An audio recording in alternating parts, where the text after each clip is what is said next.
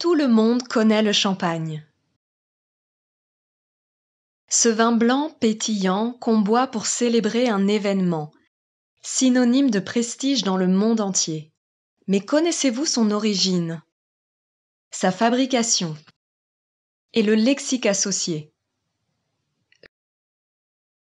Le champagne vient de France, et plus exactement de la région Champagne.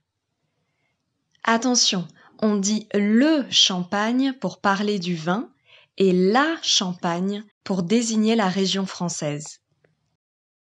Les deux villes les plus importantes pour la production de champagne sont Reims et Épernay.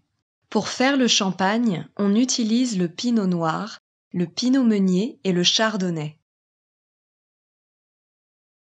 Le champagne bénéficie du label AOC, qui est l'abréviation d'appellation d'origine contrôlée. Seuls les vins produits en Champagne selon la méthode champenoise peuvent s'appeler champagne.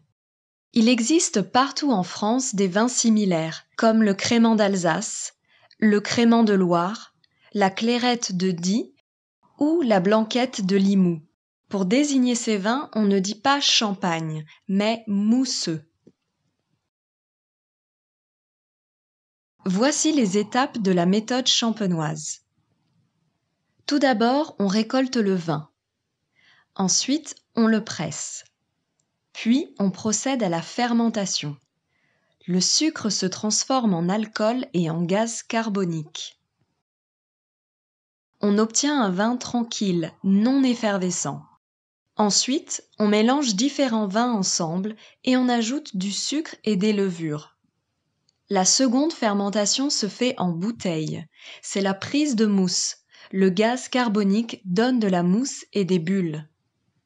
La dernière étape, la phase de dégorgement. On retire les levures de la bouteille et on les remplace par une liqueur à base de vin vieux et de sucre de canne. C'est le dosage.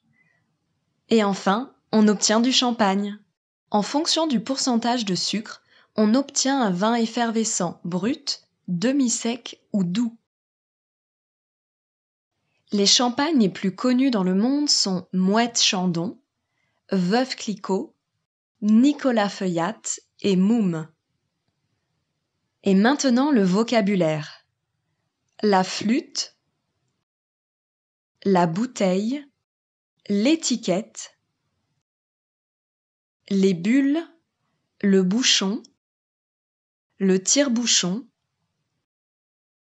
le raisin blanc, le raisin noir, la vigne, le tonneau, et le plus important, trinquer. On dit généralement santé ou chin chin.